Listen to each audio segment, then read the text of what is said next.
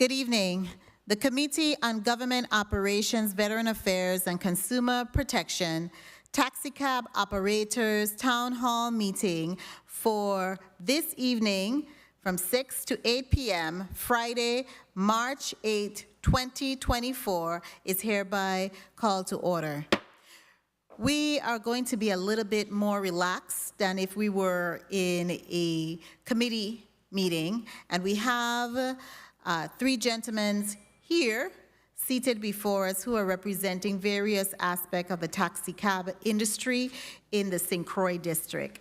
This town hall meeting is the third and the last, but definitely not the least, in a series of town hall meetings the Committee on Government Operations, Veteran Affairs, and Consumer Protection started way back in June of 2023 in the St. John. We then went to the other sister island in St. Thomas on September 29th, and we had a town hall meeting with the taxi drivers on that island. So we're coming full circle and closing out the last in a series of meetings to hear from our taxi cab operators in the territory about their needs and services provided by the Taxi Cab Commission. Following this meeting, and I'm going to be taking some copious notes on this town hall meeting, I plan to report the committee's finding to the Brian Roach administration, and the next step will be a meeting with the administration to discuss a way forward to address the concerns and recommendations provided by our taxi cab operators throughout our territory. So I have joining me the Committee on Rules and Judiciary Chairperson, the Honorable Diane T. Capehart. Welcome, Senator Capehart. And we also have three gentlemen here from the Taxicab Commission, Taxicab operators. And I note that we have joining us virtually the Executive Director for the Taxicab Commission, Ms. Vernice Gums. So gentlemen, I want to just first ask you to make sure, and those of you who are joining us in the gallery, to make sure your phones, just a housekeeping matter, make sure your phones are on vibrate. This is going to be a conversation. It is being recorded and carried live. So we want to really have an opportunity to hear directly from you regarding what are some of your challenges and your issues, and see if you could also bring some solutions to us and let us know how we can improve the taxi industry on this island and even throughout the Virgin Islands. So we want to be able to have that conversation with you, and I want to thank you for being here with us this evening and taking time out of your busy schedule to attend this town hall meeting, the last in a series of town hall meeting we held. Senator Capehart, would you like to make any comments? I just want to say good evening to the chairperson of this committee. Thank you for holding this town hall meeting, and to the taxi men that are here before us, so we can hear the challenges that you face on the island of St. Croix. Senator, I know you held a meeting on St. Thomas, and with parity, I see that you're having one on St. Croix. Thank you. Definitely, St. Croix is very important to us all as legislators, so I don't want to shortchange. The announcement for the meeting was on the media sources, various media sources, and also my staff and I personally handed out flyers to individuals in Christiansted. We placed the posters at the seaplane, and we also handed out flyers at the taxicab stand at the Henry R. Wilson Airport. So we have done all that we could to inform the public about this meeting. In fact, I got calls in St. Thomas about the meeting. So with all of that said, I will start from my right, it will be your left. Starting from my Good right, evening, good your evening. left. Hello, I'm not sure if you're hearing me, but I can't hear anyone on the other end. Ms. Gums, is that you? Yeah, Would you be so kind to put on your, maybe you need to log off and log back on. okay. I can try logging out and logging back on. Okay, so that's what I stated. And Hello? yes, Hello? yes, log back Let me off. try log out and see. Yeah, well, you are hearing me. Are you hearing me, Ms. Gums? Ms. Gums? Okay, so we will wait for her to log back on. Nonetheless, let's proceed after we've made the introductions. We'll start on my right, your left. The gentleman in the yellow, kindly indicate your name for the record. My name is Samuel Ferdinand. Samuel Ferdinand. Samuel Ferdinand. Pat. Okay, I'm not sure if the mics are picking it up. Repeat it once more. My name is Samuel Ferdinand, better known as Mighty Pat. Thank you and welcome. Next. My name is Edwin Stephen. Thank you, Mr. Stephen, and welcome. My name is Paul Roberts, better known as Respect. Roberts. Thank you and welcome, Mr. Roberts. And I know we have other individuals in the gallery, and they are also observing. So I wanted to just start off the meeting with you first, Okay. Mr. Ferdinand. If you could just tell us some of the challenges that you've been encountering with the TAXICAB Commission and how long you have been a TAXICAB operator. Yeah, I've been a taxicab commission operator for over 33 years, off and on, because sometimes I, will go different places, spend years in singing and come back. This is always my job. I could go away for 4 or 5 years, come back, I'm a taxi driver. Well, for the past couple of years, I'm here, and there's a lot of disturbances in the taxi industry, especially with these guys who are calling themselves Uber. We're having a big problem. We're short with these guys driving taxi up and down the road calling themselves Uber. It gets so bad that the hotels are now getting the people at the desk to call their friends to pick up people as taxis. And they're bold enough now to be coming in front of us and picking up people and then cuss us when we talk to them about illegal taxi driving. And like they said, they have no police officers now belong to us, so they could do as they like. DLCA, which is Graham and all those guys, they're part of this this thing that is going on, because Graham will like to see the taxi industry turn into Uber. He's one of those guys who encourage these things. I heard the governor and all talk about it. They like to get Uber to come here, but all I'm saying, if you want to do something, it must be legal. You mustn't got people just, you got Continentals now who calling their friends from the United States of America, bringing them to the Virgin Islands to drive Uber. There's no Uber in the Virgin Islands. And this thing is is totally out of hand when you look at it. It's totally out of hand. The taxi drivers there are actually fed up. We call to police. Nobody paying us no attention. People are renting buses and coming down by the ship, picking up people in front of us. And when we talk to them, they say, well, we could do it because there's nobody there to stop us. We're driving Uber, what you could do about it and so on. And it's disgusting for us. We have nobody, in the past couple of years, maybe 5 years, they have not had a taxi test. There's so many people out there who would like to drive taxi but don't have the opportunity to drive taxi. There's a lot of guys who actually drive in this so-called Uber. They will never get a taxi license because they have a felon. And you cannot drive a taxi if you have a felon. So the opportunity is there for them to be up and down in the road Are we going to wait? The question is, are we going to wait until something happens? And then you got honest from the custodian who going to say taxi when you know it's not a taxi. Because that's how he make his money by fraudulent news, you know, and these kind of things. Is that we're going to wait till it happen?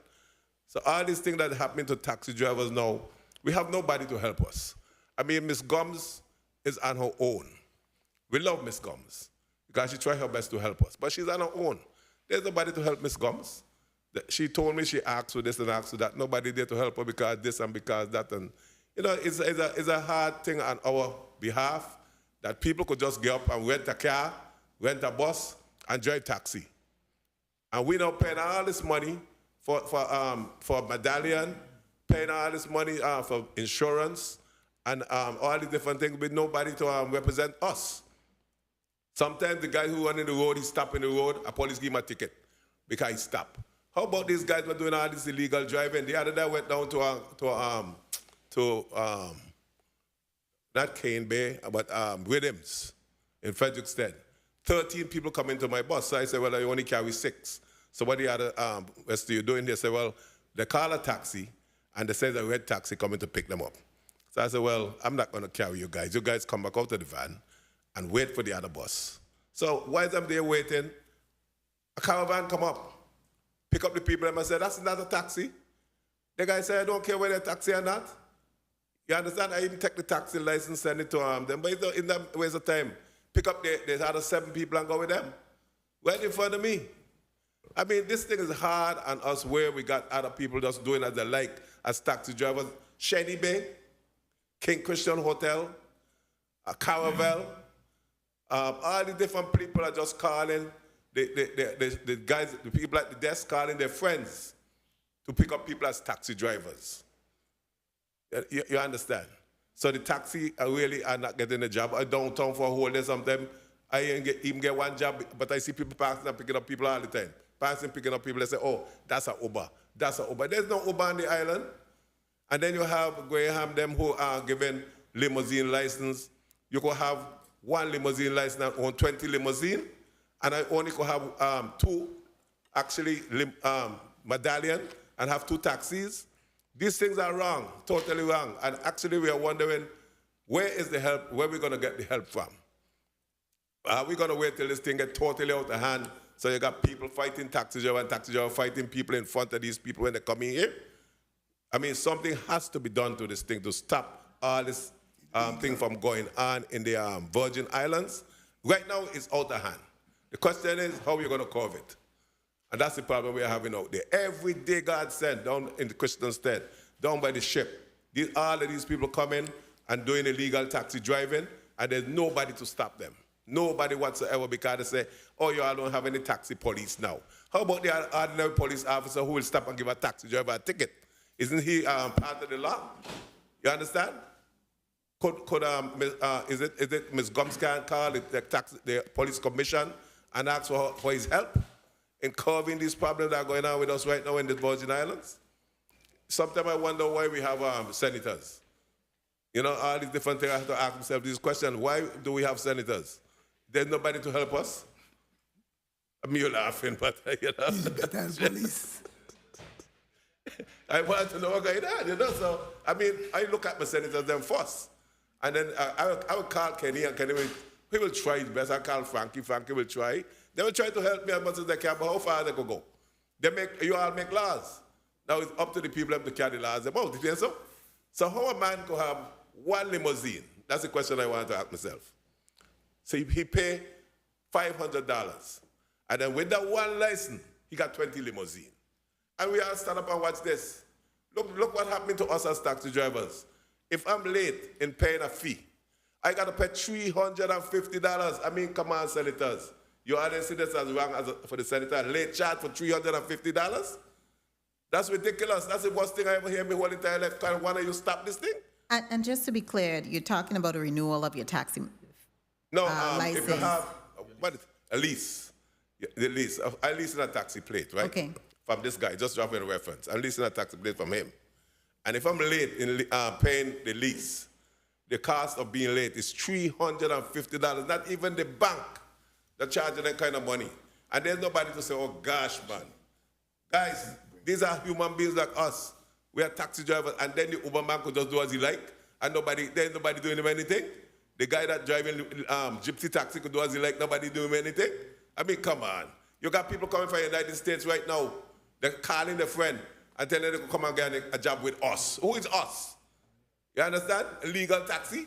They renting cars, they renting vans, and drive every time the ship come here, come down here, see them. I mean, you can go online. As a matter of fact, there's a guy right now who buy a 24-seater bus and saying $250 for tours. Why he not about doing tours?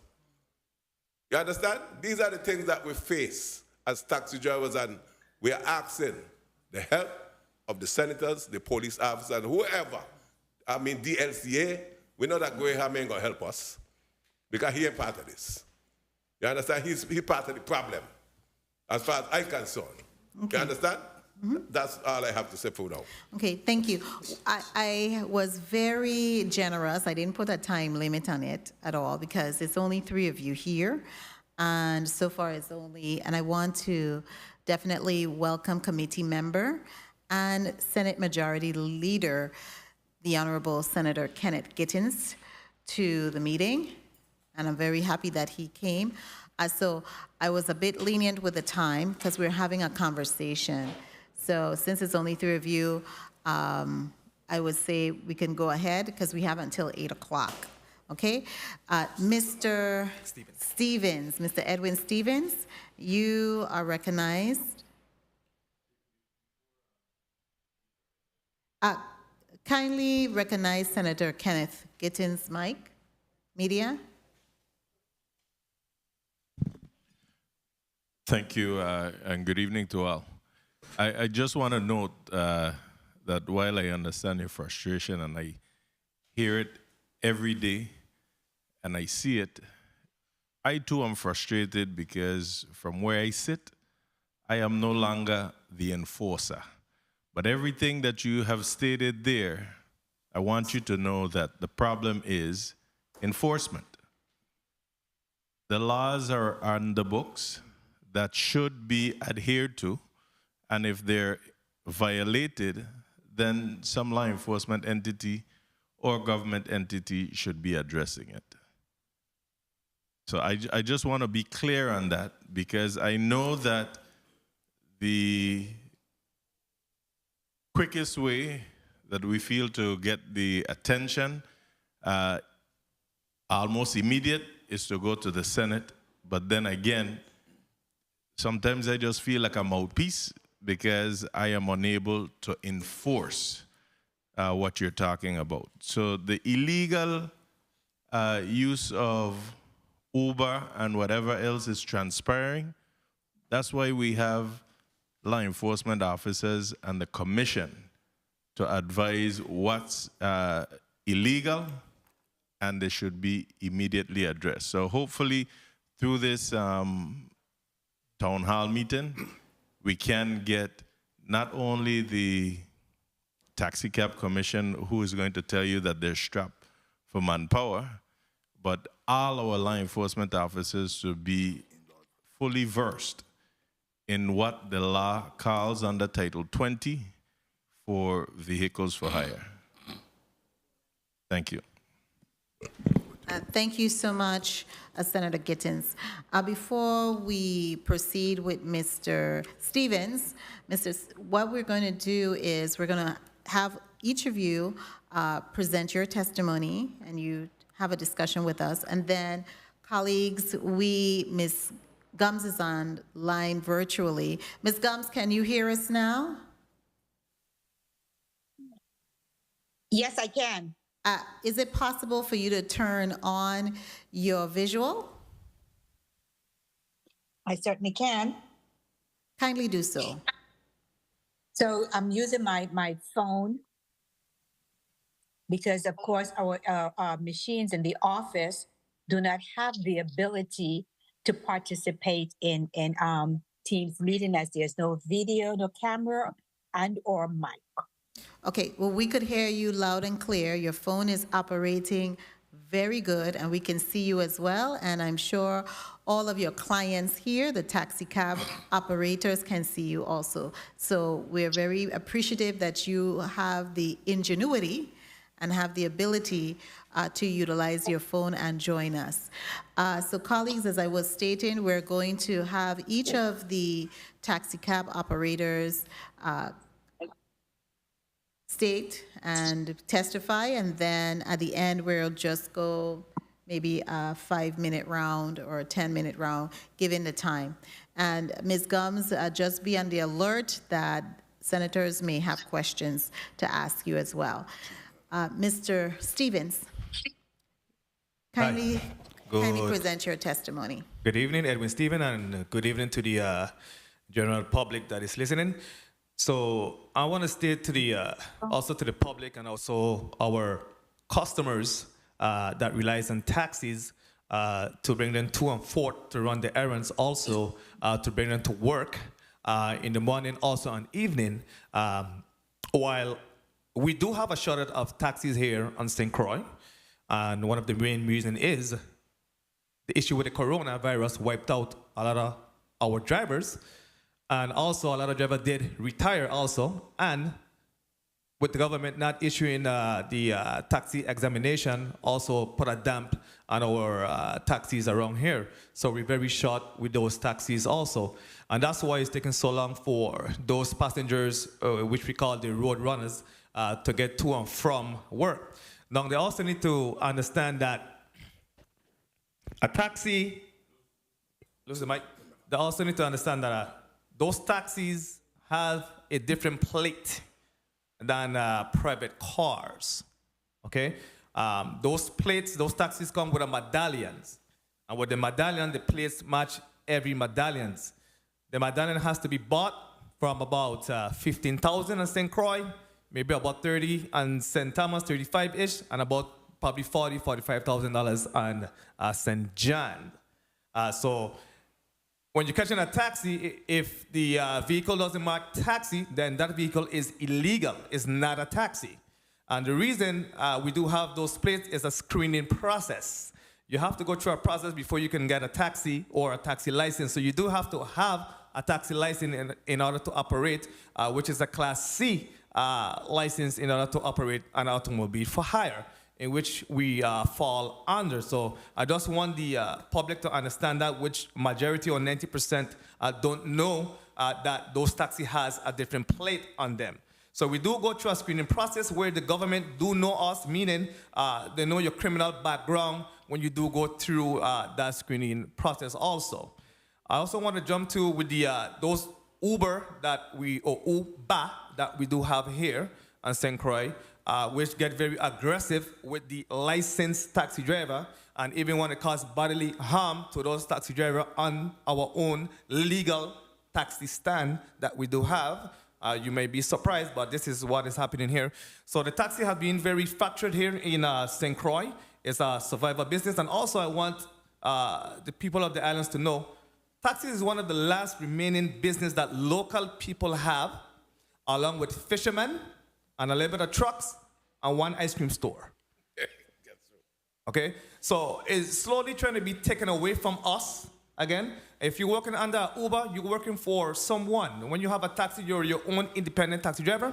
And this is why in the 70s, the senators back then passed a law with a cap of 2 medallion to avoid people coming and capitalize or monopolize the taxi industry, in order to give the local people at least something to have here on the island, to have the ability to survive and have own a business here on St. Croix.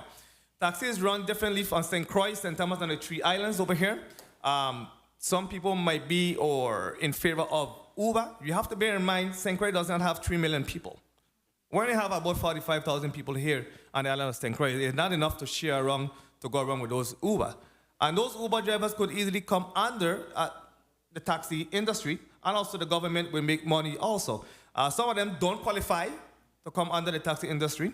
And also most of the drivers, or almost all the drivers on the road that we have here on St. Croix, are trusted drivers that you can trust with taking you around also on the island. You really hardly have any incidents with any drivers here throughout the islands also.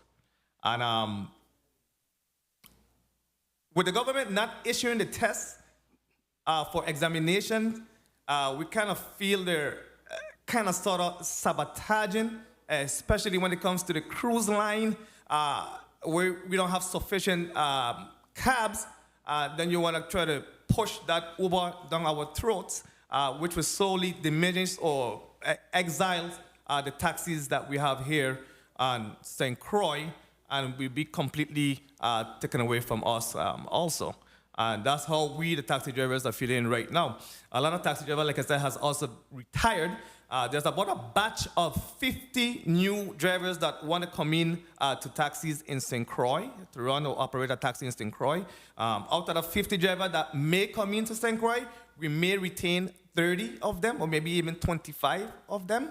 It's worth giving it a try to have these drivers in St. Croix. It's a long list. Nobody can tell us when they're going to have the test or when the examination is going to be given. Also, with this batch, we have the most youngest drivers coming in to drive taxis. Before, there used to be more elderly drivers here driving taxis. Right now, it's more younger drivers, which also would be more innovative to the taxi industries also. So to my general public, and also you asked about the associations here on St. Croix. Like I said, the taxi is so fractured. To survive with taxi here in St. Croix, you have to jump all over the place to survive. You can't necessarily stick to one spot to survive here, operating taxis here on St. Croix. So to the general public also that catches taxis here on St. Croix, this is one of the reasons why it's taking so long for you guys to get taxis out there, because of the shortage of taxis that we do have here on St. Croix, because of not giving that examination here on St. Croix also. So right now, I rest my case for now. Thank you so much, Mr. Stevens, and well said. And last but not least, we have Mr. Paul Robles? Roberts? No. Roberts. Roberts. Mic on. Mr. Roberts? Well, good evening to everyone. It's a pleasure and a privilege to be here to address our concern and what's going on in the taxi industry. The taxi industry is a great industry, but we find out that in this time that we are in, we're being shortchanged. Seems like we have no support, no one want to stand up and help, but we of ourselves, we're going to stand and we're going to fight for our own if we have to, because I don't believe that we can do it and we will do it. Because it's time out now for we stop, try to figure out what to do, where to go, how to do it, because I've been in this business since 1996, and this is the worst I ever seen it. Very worst I ever seen it, because I'm not depending on, say, senators to do something. We ourselves will get up and do what we need to do when it's time to do it. But at this time, I believe we don't need to have no kind of Uber in the Virgin Islands. Because taxi, if we get the privilege and the opportunity, as we should have always, by supporting, have more drivers, open up the windows, have the testing going on. Instead of wasting time, we have tests this time, then they cancel it that time. We need to open the windows so the younger generation can come in, because the older guys are dying out and retiring. And the more younger people we get in it, it's better we'll stand. And because we lack of young people, and we're not giving them the choice or the opportunity to come into the industry, that's why we face the problem, why they're saying about Uber. But Uber will never solve the problem. We need to help the young people to get in the system, to learn the system, so we can move forward with this taxi industry. Too many times we are leaning on somebody to help, but I believe that we, within ourselves as taxi drivers, when we shake off the dust and get up and do what needs to be done, because I want to say to everyone in the community, we have a voting block. We don't need to challenge you or threaten you about we could vote. We don't need to go that way. We believe that we have enough power and authority in this place that we can do what we need to do when it's necessary. So we need the support. We need the help for you all to stand and give us what we need. Stop talking about Uber. We don't need no Uber. We just need what we need, the tools, the materials to fight this fight. And the tools we need right now is for more drivers, more respect, more honor, more dignity, because we are the first that anyone meet when they come to the island and the last when they leave the island. So I believe everybody in the community and around need to support the drivers, because no matter how much cars you have, your car sometime and whatever time will break down. And the first person you always try to get, not your friend, not your cousin, not your uncle, you always try to get a taxi to take you where you need to go, so you don't want to bother your friends. So why can't we get the support? By getting more drivers, younger people in the system to get the system go forward. Because where I see it right now, taxi is better than any Uber. We could do that job better than any Uber. But the problem, they're disabling us because they've seen a way where they can hide the cash, where they can cover the cash. Because with taxi, you got to pay all these fees. All these fees. And these look like nothing. But I believe with all of your help, doing what you're supposed to do, and we doing what we're supposed to do, we can make it. We don't need no Uber. Because Uber is just a game, mind game. Because every driver now, presently, is respected and is honored. You go around the island, people might say what they want to say about taxi drivers, but I guarantee you, you will find 5 out of 10 will say they respect the drivers and what the drivers are doing. So we need your support to add more drivers, give us what we need, and let us do the job the way the job should be done. Because we're the first and we're the last. So stop talking about this Uber. Let's organize this thing right. Get the taxi commission the way it should be. No DLCA. DLCA is a ripoff. And I could tell you, I been there, scratch, and I see what things going on. There's some leaders being there years to the years. Just take the medallions, give their friends. We need to fix the taxi industry. It's not hard.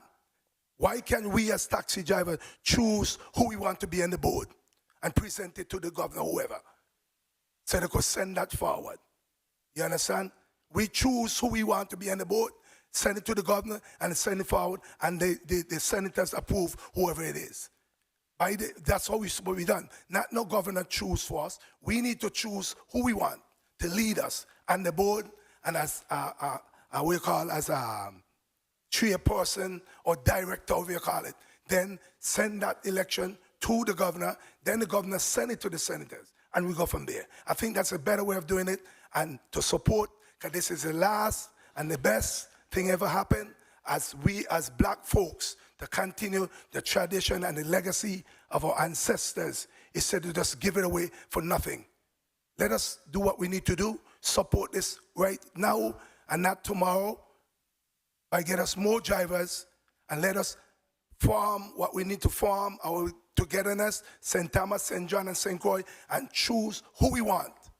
Elect who we want to be on the board, and who want to be for the chairperson, and give it to this governor, and the governor give it to the senators, and the senators approve it. Not no governor choose nobody for us. He don't know nobody. We know the people. We understand the people. Because we all work together, live together, and we'll be a better taxi division. So let us work together and get this thing doing that need to be done. Because if not, we the drivers go do what we need to do. We're not checking y'all. We just go do what we need to do. And we don't have to say when election. Election is not the game. We just need to do what we need to do, but with you all support, this thing could be better. You don't have something working and you can just throw it away. Say you're going to change it, because yes, it's working, but we need to give what is necessary, what is needful to that department, to whatever structure, to make it better. So stop this nonsense about Uber. We ain't hearing about Uber. Taxi. Our ancestors started. Let's continue the job. The problem is we don't have the tools. The tools are more drivers. So let's get the program together, get more drivers, get this testing thing done, and stop playing around this place, or UVI and this. Let's get it done. Get drivers in, and let's see a better future. And stop waste time about Uber. Thank you very much. Appreciate it. Thank you so kindly. Mr. Roberts is noted with all of your comments. Some of them are very valid. Ms. Gums? Ms. Gums? You have listened to the testimonies that your clients here and our constituents have indicated. We are going to, I don't know if you want to feed in at this time, but I will begin by allowing my colleagues to ask some questions of the testifiers and you as well. Okay, so just be on the alert.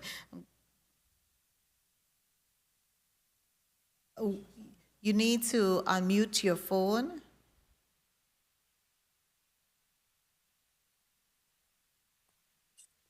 Yes, good evening, everyone. Good To my evening. testifiers, to my industry operators, welcome. And I feel your passion. And though it's only 3 of you, your voices are being heard. And I hope that we can get the assistance that we need. We must all remember it takes 2 hands to clap. And the TAXICAB Commission need much funding in order to be effective. So, Senator, if at this time you can grant me, I would go ahead and respond to, I think, You may Samuel proceed. Ferdinand. You may ahead. proceed, Executive Director. Okay, in response to, I was taking some notes as it would, so I could remember. In response to Samuel Ferdinand, also known as the Mighty Pat. Hey, Mighty Pat, how is it going? I've been reaching out since January of this year via phone and having personally to meet on the street with Commissioner Martinez for a sit down to see how we can get us some assistance, especially in the St. Croix district, knowing that we do not have any taxi enforcement officers on that island. I've reached out again in February, and to date, I am still awaiting. After being assured, yes, I'll have my secretary call and set up a meeting so we can sit down and have a discussion as to how we can approach this. I am still waiting. Ms. Gums, you weren't Yes? clear. You don't have any enforcement officers in the St. Croix district. Is that what you're saying? Yes, ma'am. Okay, and who are you waiting on? And what are you waiting on? So we're clear. For Mr. Martinez to meet with him Is this- to see how he could offer some assistance to us, especially on the island of St. Croix. And when you say Mr. Martinez, are you referring Commissioner to Martinez. Commissioner Ray Martinez? That's who you sent a letter to him? No, I reached out to his secretary to set up an appointment, and I've met him on the street personally and had a conversation with him, and he told me to call, give his secretary the dates, and she'll get back to me. And I'm still waiting. I reached out again in February, Okay. speaking So- with his secretary, Ms. Thomas, and she assured me that she'll get back to me. We are now in March, and I am still waiting for that meeting to be had. Okay, understood. I just wanted some clarity. Thank you. You may proceed. Okay. Another concern that the Mighty Pat had or put forth was that of the administrative fees. The administrative fees that are currently in place, to the best of my understanding, with the exception of the business license, which is $130 annually, all administrative fees were increased under then former executive director Lawaetz without the board's approval. So they were in effect from, I think, sometime back in 2015, 2016 to present.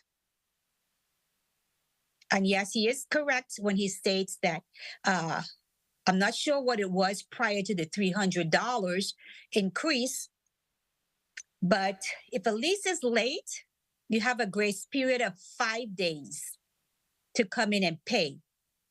If you come in after the grace period of 5 days, automatically you a charge $300. And for each additional month that is late, an additional $50.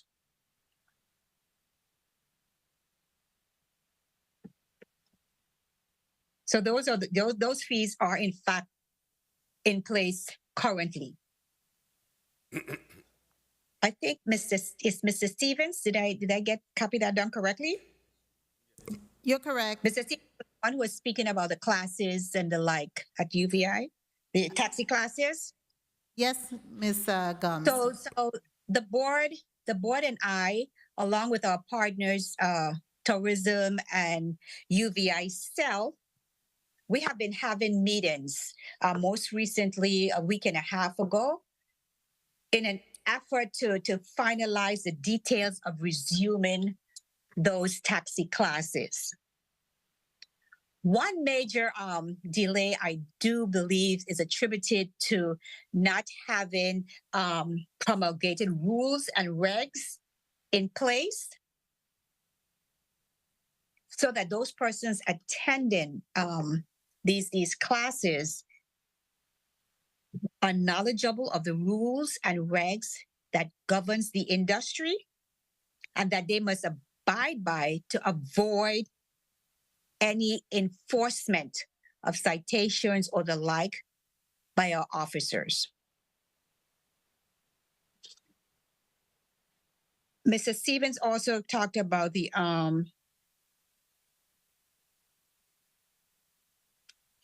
lemos. And of course, it's no secret that, they are running industry to the ground. And we have been continuously asking. I know I have been in meetings with then director, I think his title was, who is now Assistant Commissioner Graham, for the lemos to be returned under the TAXICAB Commission. Yes, by law, the law states currently that they are not automobiles for hire. But if they're not automobiles for hire, then what are they? Why are they then out there intruding and crouching on the space of taxi operators? Why are they down in the ship areas? I know during one of our board meetings, there were a participant, because our meetings are open to the public when we have board meetings, who asked to see the rules and regs from DLCA, that the promulgated rules and regs, that is, that governs the limo industry. And we're told that Assistant Commissioner Graham is working on it. To date, and to the best of my knowledge, no rules and regs have been presented. So it's not that the TAXICAB Commission is just sitting idly by and not trying to work to get the limo industry placed back under the TAXICAB Commission. I know when I came on board, Senator Blyden visited me here in my office and stated that he has the bill to bring the lemos back under the TAXICAB Commission. And to date, we're now in 2023, and I'll be approaching my second year anniversary. And that bill still have not gone anywhere. What is the holdup? I'm not sure. And I think that's about it that I covered so far from the testifiers and responding to their concerns that they put forth. Okay, thank you so much, Executive Director Gums. At this time, I will recognize Senator Diane T. Capehart. Senator Capehart, you may proceed with your line of questioning. Thank you, Madam Chair, and good evening, Senator Carla Joseph. And as I mentioned earlier, thank you for this opportunity for us to hear the taxi men that are before us today, Mighty Pat, Mr. Stephen, Mr. Roberts. I know you guys have been in this industry, as someone mentioned, a dying industry. I can remember as a little girl jumping on a taxi bus from Arthur Richards all the way to Christiansted, and I could select which taxi I gonna wait for, which one got the best reggae, which, you know, don't make nonsense, tell the passengers where to go, where to sit, because, you know, there were rules. And as time and time goes by, I don't see taxi drivers on the road. COVID comes, and this impacted you more than ever. My first question is, during that time, you had no choice. There was no kind of income. If you had other income, it just wasn't the taxis, right? Did you receive any subsidies to help you? Yes? If you can state your comments in the mic and identify yourself when you answer. Yeah, my name is Mighty Pat. Yeah, we receive some money from unemployment, but not a big deal. So you receive unemployment? Some, yeah. Okay. Some of it, yeah. So this was for, how long did you receive it for? 6 weeks or something like that. Okay. What? No, couple of weeks. Couple of weeks. Yeah, I was the last one to get because, I mean, those guys didn't like me, and they were trying their best not to give me because they were talking about them. You know, I mean, be honest with you, this guy laughing back here, but my good part to make sure that they didn't get. I had to go to Court Valley, Senator Court Valley, in order for I to get. Everybody else was getting asked to me because they said I was interfering with the government, the governor singing and the governor and all these kind of different, stupid, I mean, petty things, you know? So I was the last one to get, and I get, I mean, half of what the other people then got because they was already getting. So they just pushed me in there and just bust me off because, oh, you were singing on our governor, you ain't supposed to get no unemployment. Give me a break, you understand? That's me. A natural thing with me. So you feel like you was, yeah, it was a personal thing? I was bushwhacked, yeah, put it that way. Well, I hope that wasn't the case, but as I hear you guys today, you know, I have so many questions, and you may not be the individuals to ask, but some of the questions that I want to ask. I heard that there are no enforcement officers. So you're saying presently on St. Croix, there's no one to inspect the taxi drivers, to issue any kind of traffic citations for unauthorized operations of a taxi driver. That is true. That is so true. I mean, and it's for a long time, not just now.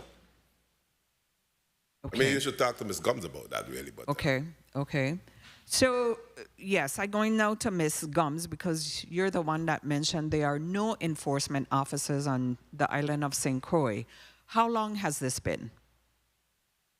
Okay, that is effective. That became effective August 31st, 2023, when the one officer that we had in that district resigned due to age, the age requirement. And let me ask, how many you have on St. Thomas?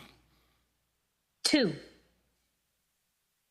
Because I was going to say, hey, probably you need, in the meantime, in the interim, probably you could have that person travel to St. Croix, you know, have some presence, but obviously it needs to be some regulation going on. And the taxi drivers, you have a responsibility of having your personal identification, your taxi license to be displayed on top of your roof, on your dashboard. Is that correct? correct. That is very correct. So these individuals that are doing unauthorized transporting, you're saying that they just pick up individuals and they're taking the passengers who you pay insurance, right, to have these people transported. So there's no regulation. So it's just like The Wild West. Interesting. We call it do as they like. Because they do as they like. So I'm gonna create a scenario. I'm a tourist. I come to a hotel and I need transportation. What would a tourist do? Is there a number that they can call and they call a licensed person? And now I'm hearing that they call in unauthorized vehicles. Yes, almost all the hotels, we gave them our cards and numbers. They used to call us, but since it gets so rampant with calling anybody, the people at the desk is calling their friends. People that working with the hotel is driving taxi. You know, even some of the hotel workers are taking a little time out to take the people where they want to go. Only when they can't find these guys or they're too busy, they'll call a taxi. Do you have any like official taxi stands? So I say I'm staying in the town of Christiansted or Frederiksted. I'm a tourist. Can I go to an identified area that says taxi stand? Yes, that's on King Street. But it's really to us, everybody stand, because the amount of cars will be in there will hurt your head. I want to know, is there a sign Yes. that says taxi stand? Yes. Is there one in Frederiksted? There's none in Frederiksted, no. Erickson never had. So tourists come off a boat in Frederiksted. It's just the norm that the taxis would line up. And is there an order as to who would get these first set of tourists? Is there order? Yes, there's an order because the tourist ship have its own buses, which is these guys that work with the ship. Now, these guys, them who didn't book the tours with the ship, will come on the outside and they'll meet the independent drivers. So before the ship even come here, they know how much people they bring in, and there's a, what's your company? Island Network work inside. They work with the ship itself. Prepaid, they call it prepaid. So they don't know how much people come in, and they got the taxis in there already to carry those people that are booked on the ship itself. Now, those who decide, well, we're not booking on the ship, we want other taxis, we are on the outside right there waiting on them to come out and deal with us. So they'll say, we need a taxi, we need a tour, we need to go to town, we need to go to Cane Bay, and these different things on the outside. Thank you for that, because that just had me to thinking now. The Virgin Islands Port Authority recently did a training, am I correct, for taxi drivers. And once you attended that training, you were supposed to be presented like a placard that I get this stamp of approval from the Port Authority, from the cruise ship, that this driver is certified to take up passengers. Did you guys take advantage of that? We did it, but we never got the stamp to say we did it. As a matter of fact, Willa John said he was supposed to keep a get together to give everybody the stamp. It never happened, but we all went.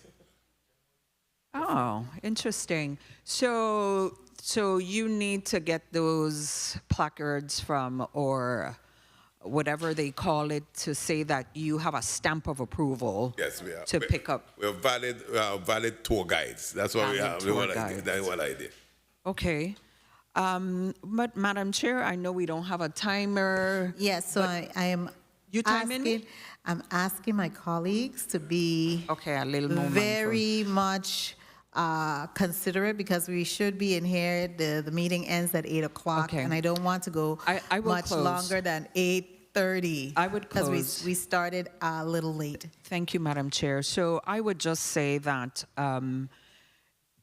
I hear your cry, I hear your pain, and if there's anything, I'm not on this committee, but I thought it was very important to come, because this is an industry that I know is dying, and I would want the taxi men and women of St. Croix particularly to be able to continue this industry, for you guys to be our forefront of when individuals come, to take them around, to teach them the history, and of course, knowing this industry from inside out.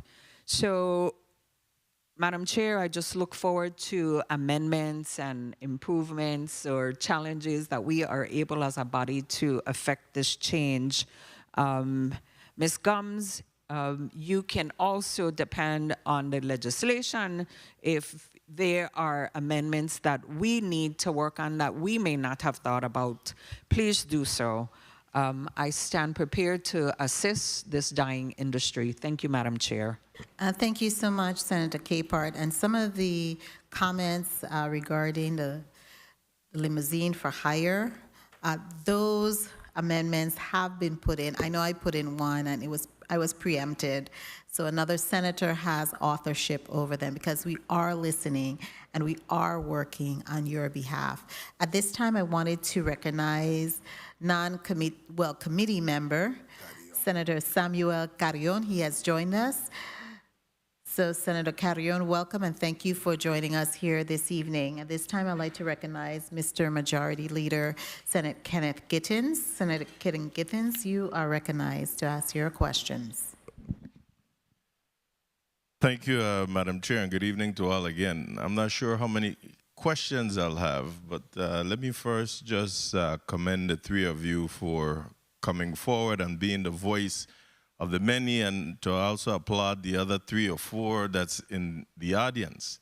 Now, one of you sat here and spoke about the industry coming together, St. Croix, St. Thomas, and St. John.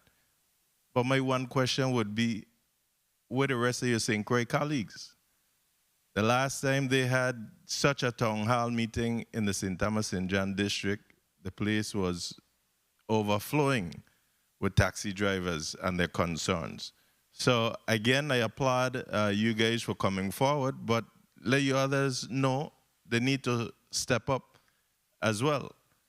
Now, on another note, we have the TAXICAB Commission representative here on the other hand, stating that they're reaching out to the police commissioner for assistance and whatnot. The police department is strapped for manpower too.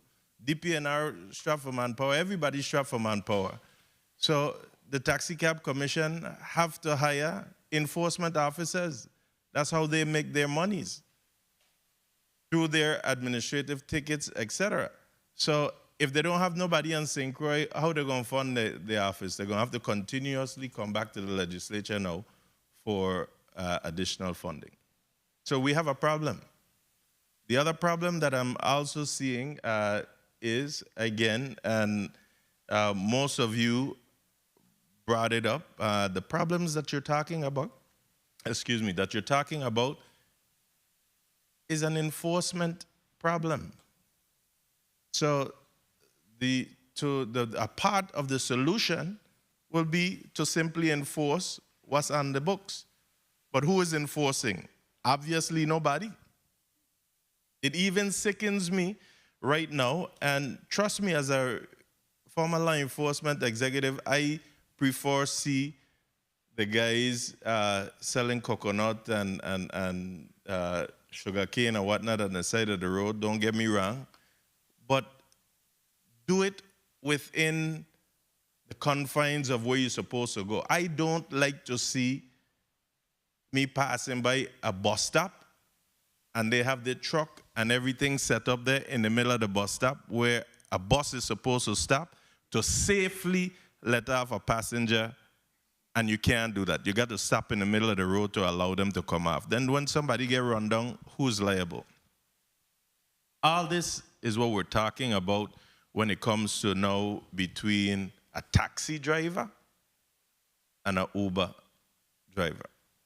Now, Uber, there's no Uber in existence in the Virgin Islands code, to my knowledge.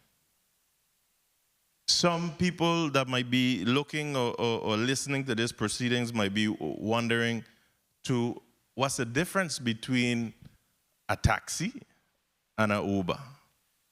So let me know if I'm incorrect, but the traditional taxi is typically regulated by the government, and you have fixed rates, correct? You could normally be flagged down on the road or even have advance notice of a pickup someplace to include the airport and the hotels that you're talking about, correct so far?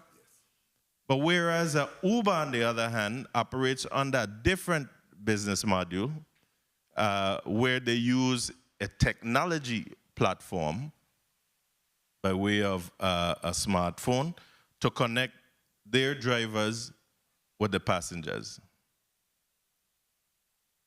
But both, I would say, are vehicles for hire.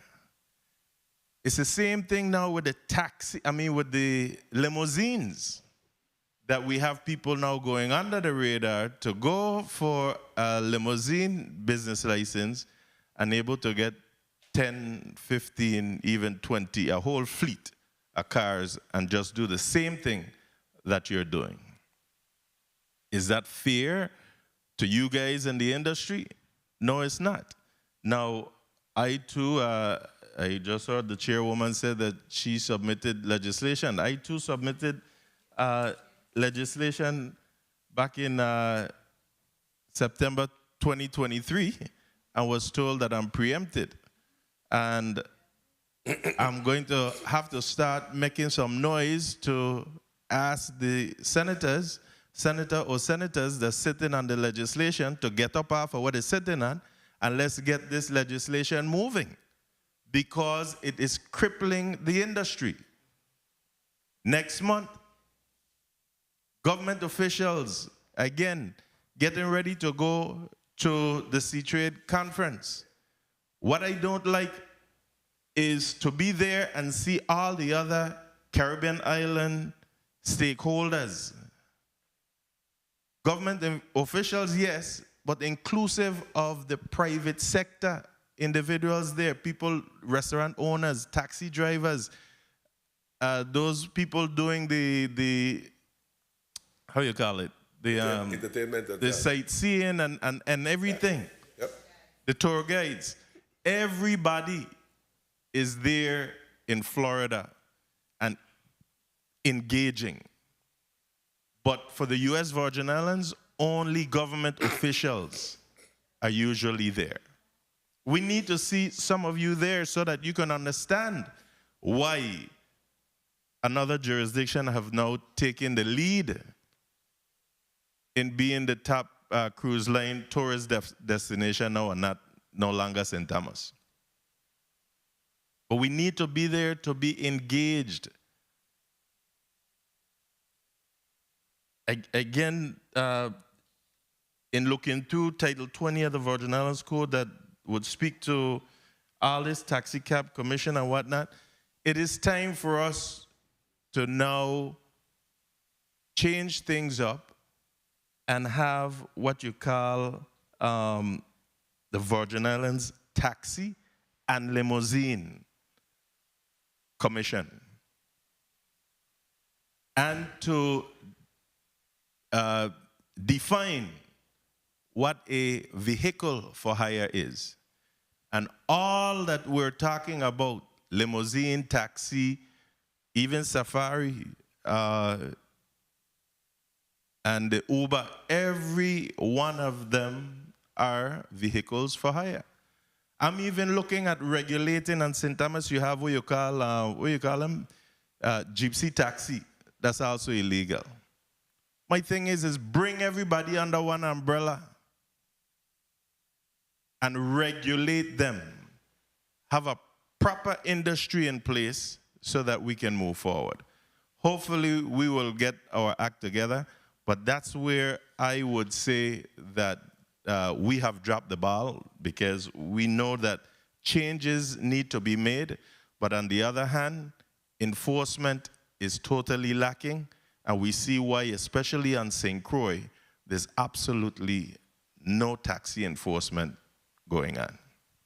Madam Chair, thank you for this, but again, we're going to have to get with our colleagues and let them get up off of what they're sitting on with these drafts and move forward with it so that we can energize this industry before we lose it. Thank you, gentlemen, again, for coming forward. Thank you so kindly, Mr. Majority Leader. At this time, I will recognize Senator Samuel Carrion, a committee member.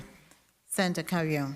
Thank you, Madam Chair, and good evening to you, my colleagues. Good evening to the members of the Taxi Association that are here, taxi drivers, and the people of the Virgin Islands. I had to be here. I'm sorry I was late. I had a little car incident, and a family member, thank God they're safe. So I left them safe and rushed over here.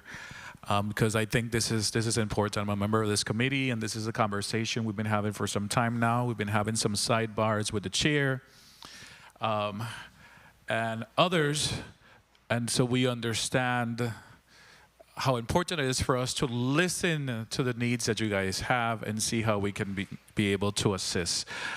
Now, I think part of the problem is that we need to take this industry seriously. And I think that goes from all level. You know, the government is responsible for it.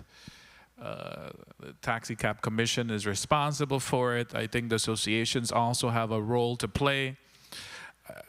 I don't think we could point fingers. I think we all have, even this body, right, have a role to play to ensure the success of the taxi drivers in the Virgin Islands. And I agree with my colleagues. Those that have the legislation, they need to bring it forward so we can make the proper amendments, have a collaborative effort, you know, because I think this is so huge that not one senator should be able to hug this tight and hold on to it. This is something that we all have to come together. And just as we've done in the past with other meaningful legislation that requires some heavy lifting, I think this is one of those that we all have to put our heads together and ensure that it benefits the territory and benefits the taxi drivers. So this is my plea and my call to my colleagues, whoever has the proposed legislation, to let's come together and let's make it work. It's been far too long. We know there's some serious issues. We've been hearing about them. Let's get them fixed. Let's correct them to ensure that we can move forward. You guys are so important to the territory because of the work that you do. You are ambassadors of the Virgin Islands. You know, when it comes to our tourism industry, you're basically one of the first faces that individuals that visit our territory see, or the last face that they see, the first and last, apart from those that are at the airport. So it's very meaningful, the work that you do. And apart from, because sometimes we speak about the tourists, but for ourselves, it's important that we improve our transportation within the territory. So let me ask you, within the District of St. Croix, how many associations do we have? I would say, Edwin Stephen, I would say about probably one, which is the St. Croix Taxi Association, the airport. Okay. So officially That's correct. we just have one officially on St. Croix. But then you have several independent operators. Very well. Do you know how many you guys are member of association? We're independent. You're independent. Independent, yeah. So is there any member of association here present? You are? There's none? Oh, out in chambers. Just come in. Okay. Madam Chair, maybe we could have somebody from Yes, association? Sergeant of Arms, who is here in the gallery representing the St. Croix TaxiCab Association. You, Sergeant of Arms, could you kindly escort the gentleman here in the black and white striped shirt, and also the gentleman here in the colorful blue shirt into the well? Have one sit here and the other sit here. Gentlemen, I know you're very busy. The meeting started at 6:30, but we are very thankful that you made time to come here. And the both of you are from the St. Croix TaxiCab Association. Okay, so we already had the three gentlemen to your left testify and made some presentation. So right now, I would ask you to place your names on the record. Starting with you, the gentleman in the striped shirt. You're in the striped shirt. Okay, my name is Ames Joseph. Ames? A-M-E-S. Joseph, okay. That's a very popular name. Oh, thank you. Okay, and now the gentleman in the blue, colorful, printed shirt. My name is Bernard Felix. Please draw a little closer to the mic. It's not going to bite you. My name is Bernard Felix. Bernard Felix. Bernard Felix. Yes. And what is your position with Mr. Joseph? Mr. Joseph, could you come a little bit more to the gentleman in the yellow? In the yellow. Yes. Okay. And Mr. Joseph, what is your position in the taxi cab industry? I am a member of St. Croix Taxi Association. Used to be an executive, but I dropped off from that. So I'm a member at this moment. Okay. And you, Mr. Felix? Yes, I'm a member of St. Croix Taxi. St. Croix Taxi Association. Who is your president? Mr. Atta. Mr. His name is Mr. Francis Arthur. Atta, sorry. Francis, and he wasn't able to be here tonight. He has a slight problem, so he could not make it. Francis Arthur. Okay, wonderful. So either Mr. Felix or myself is representing the St. Croix Taxi. Okay, so we have to decide, both of you can have an opportunity to speak. Because we already started to question. Senator Carrion, would you allow them an opportunity? Okay. What we're going to do then is just have you answer questions. And if you had a question, Senator Carrion, I know you mentioned relative to the representative from the St. Croix Taxi Association. So these two gentlemen are representatives. So I'm sure you can direct your questions to them. Sure. How many members are in the association, sir? Right now, we got about 47 active members. 47 active. Active, but we do have more. Do you know the total then of membership and? But we do have at least 70 members. At least 70 members. Yes, sir. So 47 active. And active is because of the dues that they have to pay the association. That's why, and the others are inactive for not paying the dues. No, What makes a? it's not because that we're not paying the dues. Other members have other work elsewhere. That's why we have less members. Okay. All right, and share with us some of the issues or concerns that you guys within the association. You're here representing the executive group from the association, correct? Correct. So what are some of the concerns or the issues you would like to bring to light? Well, the problem that we have, it is a problem that all of us know what is happening in the Virgin Islands, especially St. Croix. Problem that we have exactly that, how we call them, can't remember exactly why should I say, but it is people that are not in the industry come into the airport and pick up people to take to wherever they need to go. And they are not exactly what we call taxi members. And it becomes a problem, is hurting St. Croix, or I would like to say the taxi industry. And then we have a problem with that. But now, if you notice that, I don't know if you folks are keeping in touch or whatever it is with industry in the Virgin Islands, or especially in St. Croix.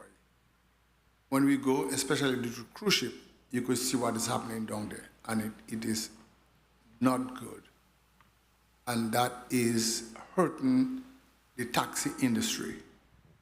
In the taxi industry, we got members which are trying their best to do the best that they know how to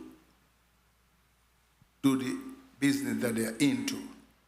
But we got other members, not even members, I'm sorry to use that word members, but they are not taxi drivers and coming into the industry and then really messing up the industry. And we are hoping the senators or the governor will help all of us to get the taxi industry going the way it should be. People, or drivers, I would say, that are really messing up the industry, and when they do, people who do not know what's going on, they say that they are taxis, and they are not. And that is really messing up the drivers or the industry. Anything else you want to say, Mr. Felix? Already said all of it.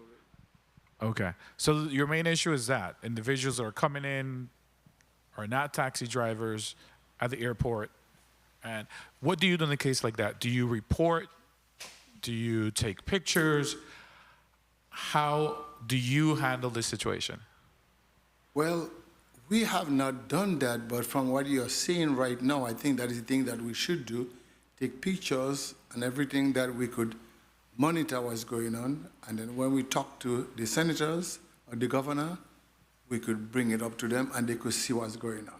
Yeah, or to enforcement. Ms. Gums, is Ms. Gums still with us? Well, one of the issues we realized is that there's no enforcement. So you have no enforcement officers on St. Croix. So really the situation is really I'm still here, Senator. Wild, Wild West, because there's no one there to really do any investigation, to provide any citation. So that in itself is a huge issue because there's no one really to regulate the industry at this moment. What you just said is so amazing to know that you are hit the nail right on the head. Whatever is happening to the industry in St. Croix, what is going on from what you say, that is what is messing up the industry. I'm hoping that the senators, the governor, and the officers that are in the industry or would like to be industry to see what's going on in the Virgin Islands in the whole will do something about it because it is not good.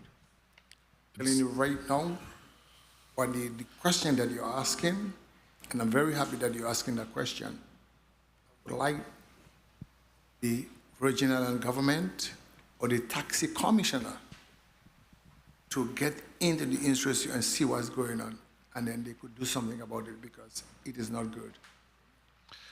So let me ask all of you gentlemen that are here, in your observation, because you're in the middle of everything, you're in the trenches, what needs to happen to fix the industry? What would you like to see to happen to fix the industry? What I'd like to see that the taxi commissioner like to be, I worked at the airport. That's where I worked. That's the only place you taxi? And of course, other people call us, and then we help to take them either back and forth wherever they need to go. And there is other industry like guys in Christiansted, wherever they are located, that they could help. But whatever it is, right now, we would like to see government get involved because it is not good. Whatever is happening to us, it is not good. If you don't know, for the industry, they're not really into the business. But what they do from hotels, the hotels are asking those folks to get into the business, and they are not into the business, and they are not paying the government any taxes, and then get into the business, pick up the job that the tax is supposed to do, and then we are just sitting in the back. And why do you think that is happening? Lack of enforcement. Lack of enforcement? Is it a pricing issue? Because you guys are there, so why are they leaning into an alternative service? Is it a pricing issue? Is it that the taxis are not available and they have to end up seeking other means, or is just disregarding the law, period? Well, you see, as far as I see, you have a bunch of people out there who will not be ever qualified to be a taxi drivers because maybe of the police record, the record that they have, they are criminals, most of them. And they seek that opportunity to drive taxi because actually, even if they say, listen, we have a taxi test going on, they can't come because you have to have a police record to show that you're clean. That's number one. So that's one, the opportunity that they suit. Now, number two, you have people that work in the hotels. I take it for granted, right, that are calling their friends. Instead of giving the taxi drivers the job, they are calling their friends because there's no enforcement. And they realize that there's no enforcement. So they're taking advantage of that because there's no enforcement. We try to take pictures of them. We try to send it to Miss Gomes. We try to send it to her, but she have nobody to enforce the law to help us. You know, we take, up to today, I take a picture of a guy who taking up 10 people in the taxi stand with a rental vehicle. That's why I told them, look, this is not a taxi, you know. And they watched the guy, and the guy watched me, and they drive off. 10 people. I could have got them 10 people going with in my taxi, right behind my taxi, because they know there's no enforcement. So now here what happening? There's a bunch of people that live here now that are even calling people from the United States of America to come here and work as taxi drivers, illegal taxi drivers, because they know there's no enforcement whatsoever. There's only one police officer that be downtown helping us, and she does do a great job down there. I tell her, I watch, she don't play. So even the people down in town hate her because she's doing a job telling you you can't park in the taxi stand. And when that happens, next thing you know, they send her someplace far off. You know, they don't want her in town anymore because she's enforcing the law. So this is a lawless country we're living in right now. Until we could do something with enforcement, we're going to have a serious problem. Are we going to wait until a person say, they're driving taxi and a taxi driver kill each other to say, well, let's fix the problem? I mean, we always wait till we reach that point. You know, which is wrong. Point of inquiry, Senator Gittins, and then Senator Capehart. Thank you, Madam Chair. You know, in addition to this enforcement problem that we're seeing, I am truly seeing a dangerous situation going on here right now. Based on what you all are saying, only God knows who these front desk clerks are calling. We are supposedly a tourist destination. What are we doing? What are we saying? So my question to the association members and the TAXICAB Commission representative, are you all meeting with or have you all met? Is there any conversation whatsoever going on with you guys and the Department of Tourism and the Hotel Association and whatnot with regards to this particular problem? Because if the wrong person pick up somebody from a hotel, we got trouble. Thank you. Is there any conversations being had between your entity and the Department of Tourism and the Hotel Association? Vernice, and just yes or no. I don't want that. Just yes or no. If you know it ain't happening, just tell me no, it's not. No. Association? I'm going to assume that the answer is no. So I'm telling you all that you need to have these conversations. It is a dangerous situation happening, and we don't want to see the ultimate. All right, so I will suggest that you take the lead, Executive Director Gums, on reaching out to the Department of Tourism and the Hotel Association and the Hotel and Restaurant Associations, and let them know that when they call for a taxi, it should be a reputable taxi. And all our taxi drivers are identified and known through the TAXICAB commission. And even the limousine, well, that's a whole long shot. But the taxi drivers are known through the TAXICAB commission and should have a listing at all these restaurants and hotels so that when they make a call on behalf of their patron, that they know that you're calling a reputable taxi. Don't let me have to say, I told you also. Thank you, Madam Chair. Thank you so much, Mr. Majority Leader. Senator Caput, you're recognized for your point of information. Thank you, Madam Chair. I'm here asking myself, as I hear these taxi men before us, Senator Gittins mentioned about having a discussion with tourism, having discussion with other individuals, but have you had discussions, the Taxi Association have discussions with your recent complaints of illegal operations and telling them how it's affecting you, telling the commission how it's affecting you guys and your concerns? Have this discussion been? Yes. Yeah, we take some pictures. We take pictures of these people in action, and we send it to Ms. Gomes. We send it to all the different people in the taxi industry. As a matter of fact, one time they had a meeting with the governor down at UVI, and the people that represent the town, right, was there. And they showed me the woman who was in charge. And I told her about the problem, which she said she was going to take care of. So there was no official hearing to address this situation? No.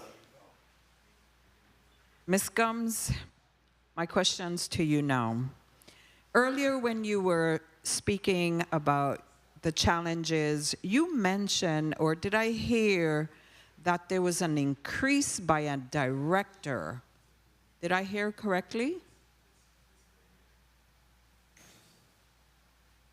Yes, in the administrative fees, I was responding to the Mighty Pat concern where he spoke about the $300 late. I'm sorry, Ms. Gums. Ms. Gums, you will have to put on your visual so that Okay, I have to try to get my phone plugged up because my battery's about to die. Okay, so hang in there. go ahead, but try to put on your visual. Thank you. So, Ms. Gums, I just wanted to clarify what I heard. So this increase, it wasn't approved by the board? Yes or no? That's my understanding from the board, is that those fees were not approved by.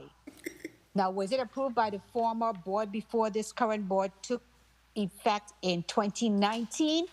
There is no minutes that speaks to that, so I can't say that it was in fact approved by the prior board either.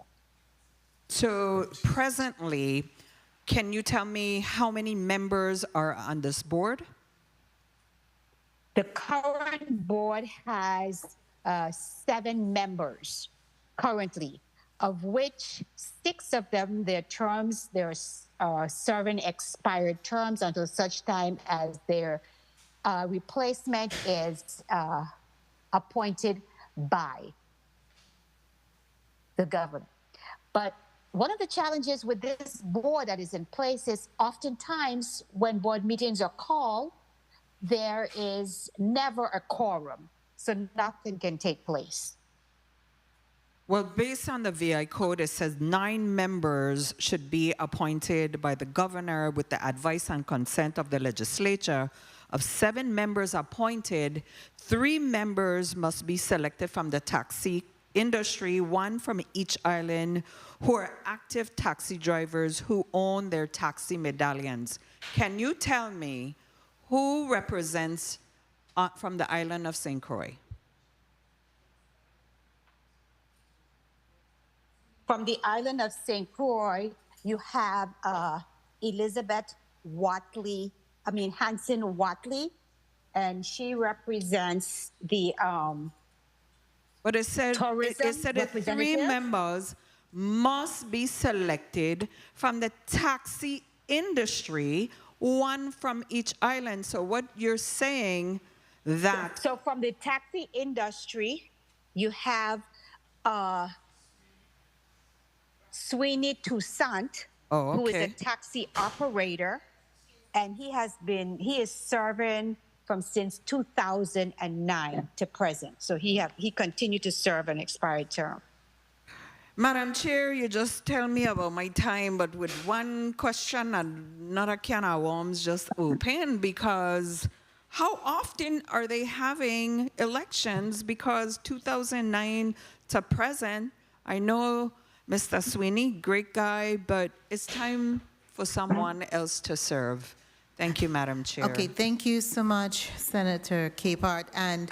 The challenge, and I believe the taxi man here pointed out something that's very valid, and it's been resonating throughout these town hall meetings, is that we need more individuals who are members of the taxi industry to be on the TAXICAB commission.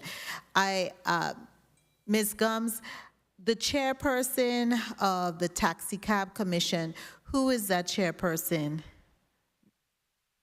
The former chairperson was Loretta Lord. She have tendered her resignation from that position and just served as a member. The interim, who is serving as the interim Before you chair, go is the on, vice chair. when did Ms. Chairwoman Lloyd tender her resignation?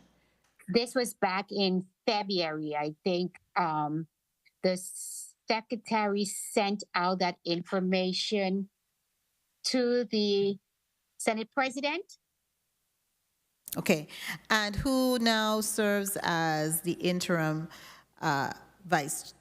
interim chair, rather? Elizabeth Hanson Watley, who was serving as the vice chair prior. How often have you met for this year, the commission?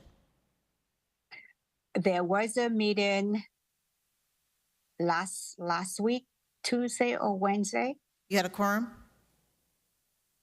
No. What about in January? That was the only meeting you had in February? Did you have a January meeting? No. Okay, so we are looking at a possible dysfunctional commission. I don't want to say it, but it looks that way. One of it is, and that's why I've had these town hall meetings, because I know the solutions is here with the taxi operators. And what you have said this evening has been said in St. Thomas as well as in St. John, believe it or not. They mentioned regarding getting more taxi operators to be on the TAXICAB commission. So my charge to you, gentlemen, this evening is to get your members, your individuals, please send up their names. You could send it to any of the senators. You could send it straight to the office of the governor, or even Ms. Gums. You need to definitely put together your resume and send that up so you could get this vital board populated with current members who have the heart of the taxicab industry at the forefront, okay?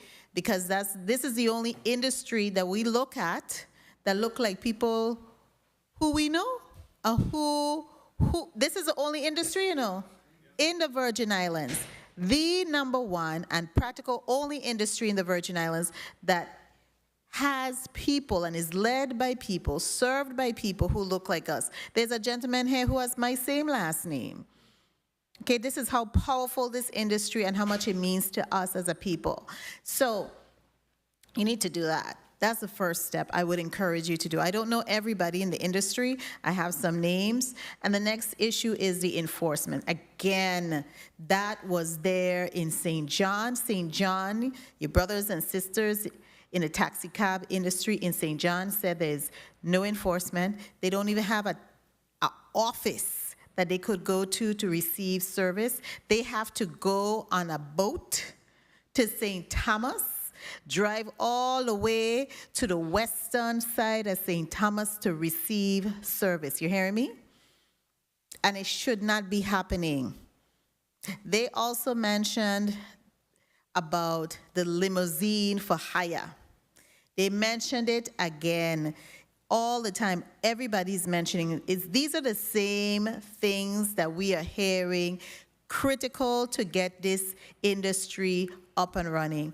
Our majority member mentioned the sea trade.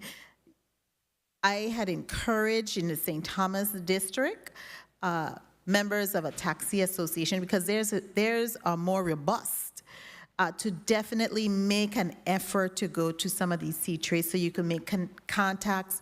You can start to do your own business there. You have to be at the table. This is an opportunity for you to be at the table and to express what is needed. You guys are the experts in this industry.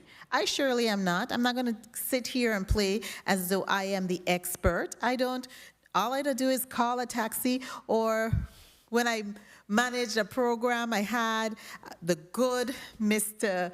Ferdinand come and provide transportation for our young people. I didn't hire a drive-by operator or limousine service. We use a legitimate taxi operator. And why?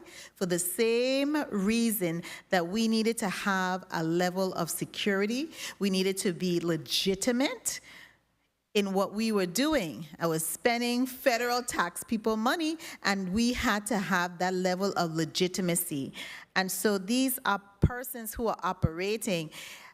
I don't know about anybody here, but I am alarmed that the hotel's staff is calling people to come to pick up our guests in the Virgin Islands and take them places. Suppose something happens to them, then we are on national news. This is a major issue.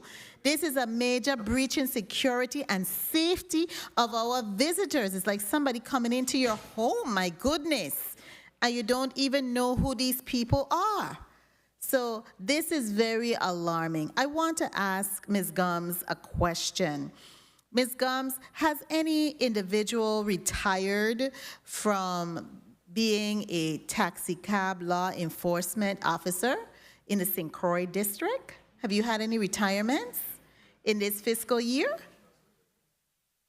Has anyone law enforcement retirements in law enforcement in the St. Croix district or resignation?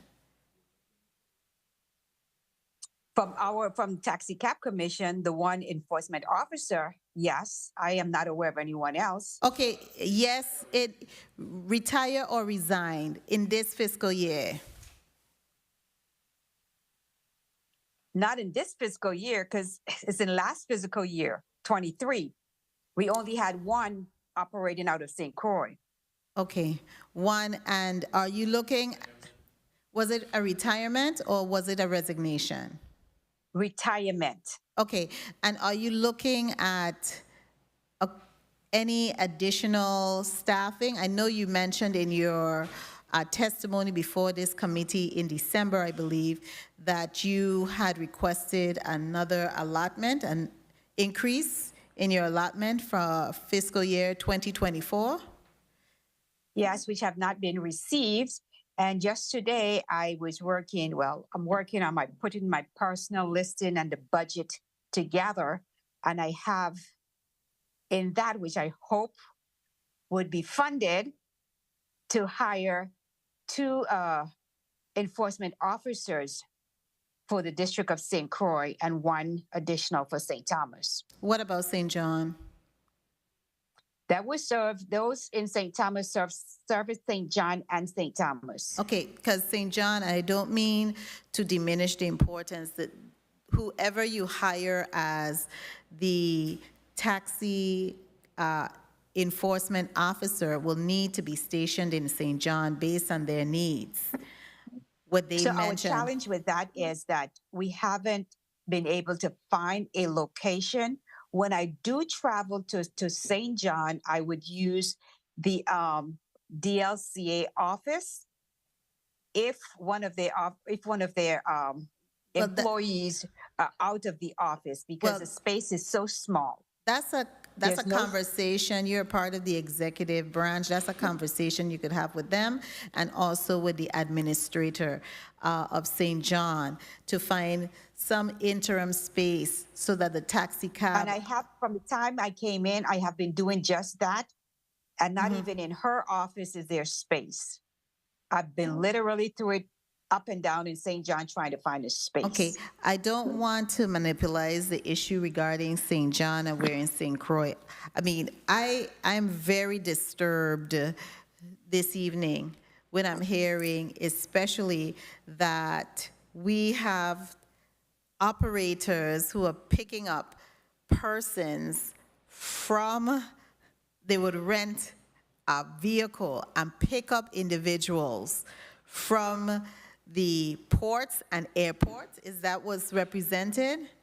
Correct. Yes, so they are really being disrespectful and illegal, and we have not yet been able to penalize them. So we really need to be sure, Ms. Gums, that we get all of that information relative to the cost for those enforcement officers. Tell me, Ms. Gums, are you still collecting fees? Yes, we are. Okay, good. In both Island District? Correct. Okay, now, I wanted to really target a discussion that Mr. Roberts, you made, because young people is at my forefront of my heart. And you said that there was a number of young people want to come into this industry. Ms. Gum, didn't you represent that you had already completed and finalized that agreement between UVI and tourism? Tourism had already finalized that agreement for the taxi cab members to receive the training and the testing? Yes. So it's finalized, but you just mentioned that you're still in discussion with them. So what is it? Is Yes. it finalized As it relates or? to the rules and regs that would govern the industry operators. We have no rules and regs that have been promulgated, and some of your colleagues have been, reminding us of such. What are we going, when an officer pulled over a operator who recently got his taking the class, and we have no, oh my goodness, my battery died. I'm sorry. And we have no rules and regs to share with them during the class time, so that they are aware of the rules and regs that governs the agency. So currently, we are, meaning us and UVI, the board and myself, are working on the rules and regs, which in turns would then have to go to the AG's office for legal sufficiency, then have to be made public for 30 days, and then on to the governor for signature. Okay, now, I want to ask you, because you mentioned in your testimony in December that you have in-house counsel who was in the process of revising these policies and procedures and rules and regulations. How is it the council hasn't turned out any of these things? How is it it's taking so long? A rules and regulation, you have something to start with, don't you? You have at least a boilerplate, something that has been there in place historically, correct? So the council was not paid, and as a result of that, everything came to a halt. The council wasn't We paid. were unable to pay for the services rendered by council. Okay, so what is the amount? Who did you communicate that to? That you were unable to pay council for the services rendered? Did you talk to your liaison with the governor's office? Or who did you have a conversation? Because that's what— I have been having conversation with everyone. The bills were submitted through the ERP system before the fiscal year ended. And I guess as a result of the government slow cash flow, our invoices were not paid. And what is the total This invoice? was relayed to Government House to, been in conversation with. Excuse me one moment, Ms. Gums. Ms. Gums, one moment. Yes. What is the total invoice that is owed to the council? If I can recall correctly, I think it's upwards of $8,000 or within that ballpark. Okay, so that's usually something that can be paid because it's— and this council was under a contract with the TAXICAB Commission, correct? Yes, Senator.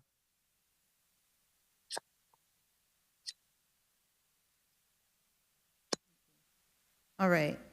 I really have some concern because I understand the need for promulgated rules and regulations. I love rules and regulations and standards. I'm going to tell you, I love structure because it helps keep order and reduces chaos. So, and I love enforcement too, because people, when you break the rules, you got to pay the consequences. And so that's how you change behaviors. So we will have a discussion offline, if you don't mind, Ms. Gums, so we could have that discussion regarding the amount that is owed the council. Did the council ever produce any type of rules and regulations to you, submit anything to you or to the board?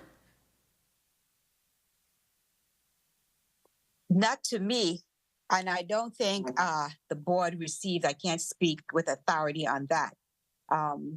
But I know that the chair, the then chair, did say that he was working, and maybe she did in fact receive a rough draft. I can't say with certainty. Yes, because they should have at least submitted something if they have 8,000, or they may not if they had never received any payment. So they never received any payment at all.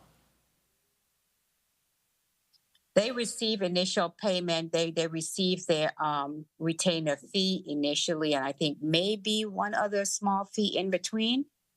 I would have to go through my records to confirm. I don't want to belabor that issue because you should have something. And so you are representing that the taxi operator classes and tests cannot be conducted until these rules and regulations are completed and voted upon and went through the process. That's what you're saying? That's why we can't have any new taxi operators?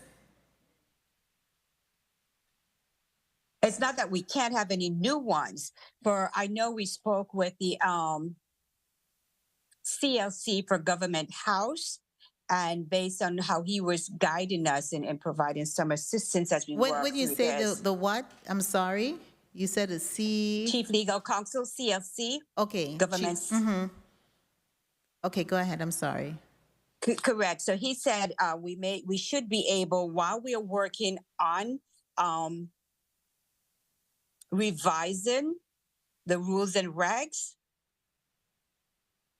we may be able to start the classes using the rules and regs of 2014 or I think it's 2014. Okay. So that did go through legal sufficiency, but was never promulgated.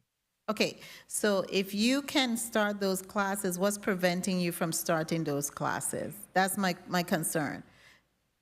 Because I've had young people who I know very well, in the St. Thomas district, and I'm hearing the plea from these 5 gentlemen here, and I'm thinking all of them may be over the age of 40. Mr. Joseph is raising his hand even higher. You don't look at Mr. Joseph at all. Okay, so when can the classes begin in the St. Croix district so we could get some younger folks in? They are itching to train some young people based on what I'm hearing, and they're nodding their head in the affirmative. So when... So again, some of the revisions that has to take place is, I know a tentative in our last meeting, a tentative time frame, I think of May. Why was so set. late? Why so late? Because again, while we're updating the rules and regs, the current rules and regs that are in place does not address, for example, electronic payments. It does not address current issues that affect today's industry. Okay, but I think in the interim, you could still resume those classes so that you work on still a cash by cash base, so that you get individuals there. And I mean, it's done. Things are done simultaneously. So I'm thinking that you can, but that is your call based on where you see. Senator, if I may, you have to understand also the challenges. It's not the board is responsible for the policies and procedures and the rules and regs. And if they can't get a quorum to come together to ensure that, okay, yes, we're going to vote and move forward with this, then until that time, nothing can be done. But Ms. Gums, it's critical to have... What? Ms. Gums, you already have an executed document you represented between tourism and UVI to offer the classes and do the testing. You shouldn't have to wait for any promulgated. You can, based on what council represented, work with that and then work on getting your board to meet and to call the board members. That's what executive directors do as well. You have to marshal up and shore up those members, even though their time have expired. But you, based on your representation this evening, you actually have a payable document, right, and a contract between tourism and UVI, as it's been done in the past, to actually offer those classes. So why haven't you acted on it? You need to act on it. You have to act on it, even though it may not be the most perfect. Don't let the perfect be the enemy of the good. That's all I'm saying. Don't let the perfect be the enemy of the good, and let it move forward. And you simultaneously work on updating the rules and regs and whipping together your commission. That's just my unsolicited recommendation. Senator Gittins, you are recognized for your point of information. Just a quick comment, because, you know, based on our knowledge, what we've heard before, still hearing tonight, and we'll still hear tomorrow, the bottom line is that the TAXICAB Commission needs total restructuring, and especially as it pertains to the board. And we, as a legislative body, have a responsibility to address this. And I will be contacting those senators who have authorship of this measure to bring it forward so we can work on it and come to some solution. Again, what I'm seeing is a dangerous situation, and I will pray that it doesn't become a national embarrassment. Thank you, Madam Chair, and I'm finished for the evening. Thank you all. Thank you so much. Mr. Joseph, you wanted to add something? You're recognized. Yes, I would appreciate to ask, what's Ms. Gums. Ms. Gomes, do you realize, look at me, look at all of us sitting here. How long you think that we could be in the taxi industry? Look at us. Say something to me, please. How long do you think we could be in the taxi industry? Don't you think there is other young people that would like to be in the industry? And I know for a fact, I got a son that would like to be in there. I got 3 taxis, and because of you guys are not getting together to get the younger generation into the business, and he just can't get in there. And that the problem is the taxi commissioner that has the problem. Why can't you guys get together and get the younger generation in there so like we sitting here could get out of it, or probably do it at least part-time? Why do you guys, why you all don't want to get together and get the younger generation in the taxi industry? Let us know what's going on, please. I agree that the industry do need a younger generation to come in before the older ones are all gone, so that the older ones, could train the younger ones and teach them. Thank you. However, we also have to be mindful of the fact that during the time period of these classes, a lot of irregularities have taken place, which have led to the current audit and by the Inspector General's office and the AG's office that is currently taking place. All these things have to be addressed. Ms. While Gums, the classes were going- Ms. Gums, I'm sorry, Mr. Joseph. Ms. Gums, I don't see how an ongoing investigation has to do with you offering classes and putting in your structure as the executive director. I don't see it. I don't see how it interferes, right?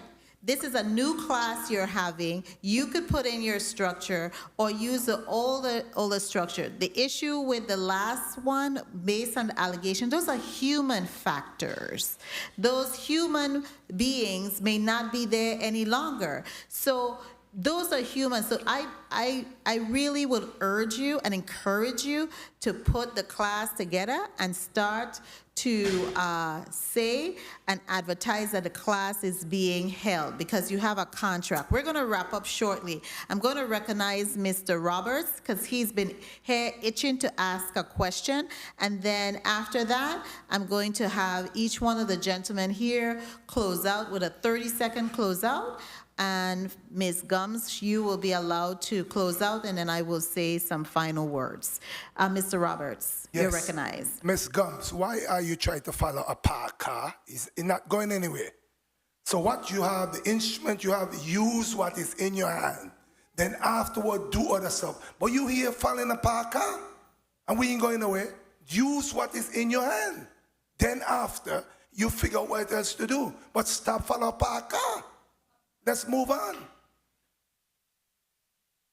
Thank you so much. I'm going to ask, starting with Mr. Joseph.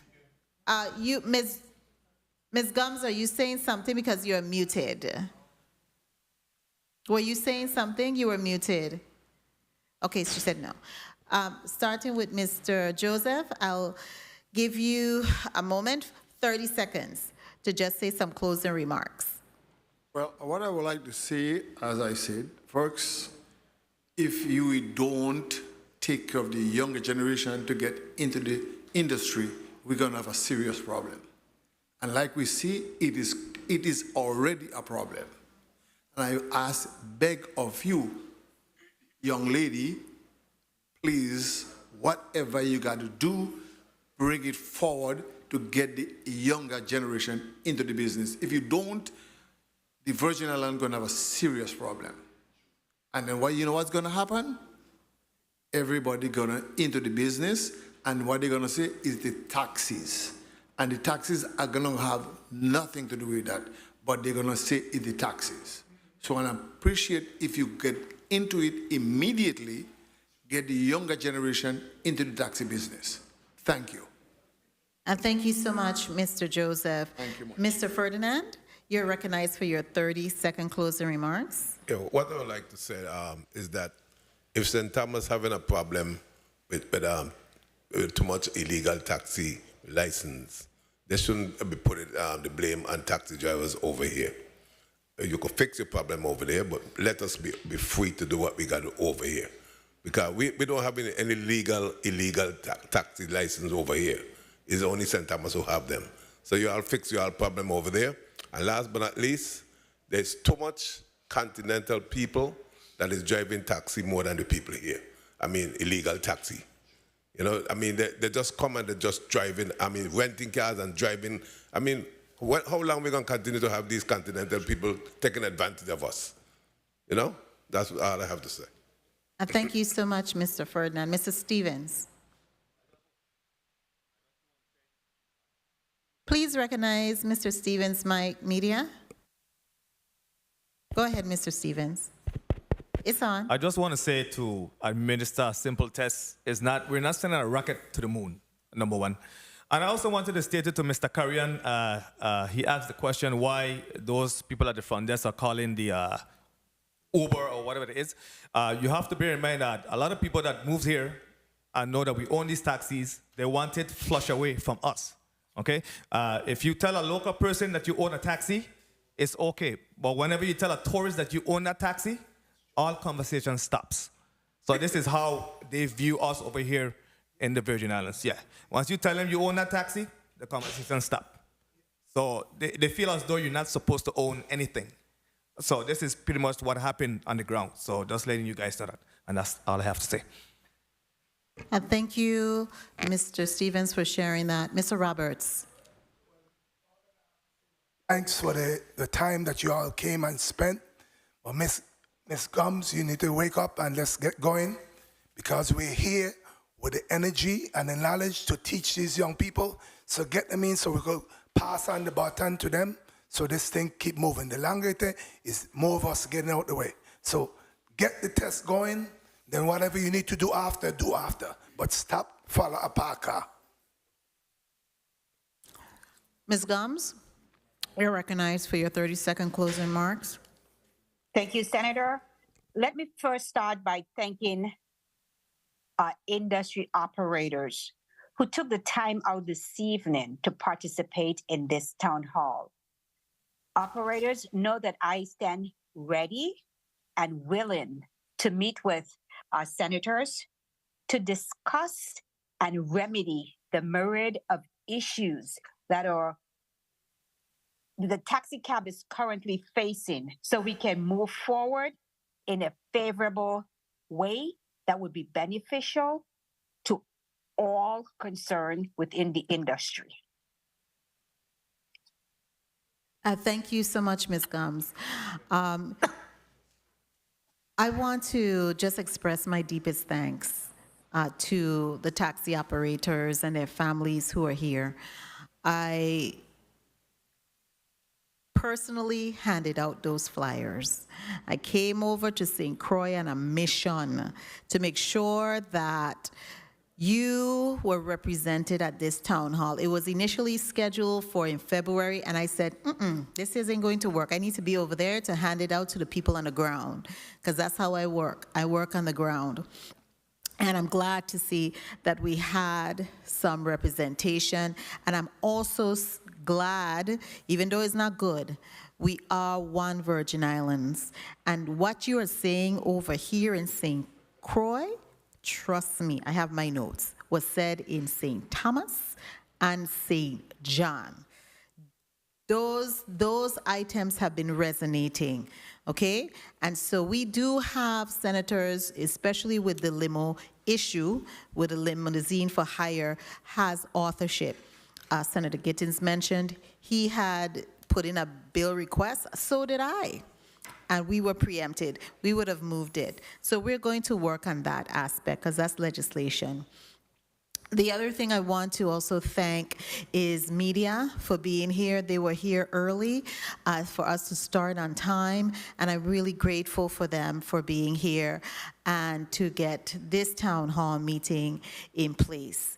And last but not least, I want to thank the senators who were here and present and found it important to be here and in attendance to hear what you, the taxi operators, have to say about your industry. This is our only industry that is managed, that is run and operated by people of African descent in the majority. We own this. We own this industry, and it's very vital for us to keep that ownership. And also, I neglected to mention that my staff, I wanted to also thank them for being here, and also the central staff, security, media, Miss Picard, our protocol officer, everyone, I really appreciate that you stayed here. It's Friday night, and typically people have a lot to do on Friday night. So I really want to thank you and give you my deepest thanks for all that you do for us as senators on behalf of the people of the Virgin Islands. The committee town hall meeting for Friday, March 8th is hereby adjourned. Thank you, everyone.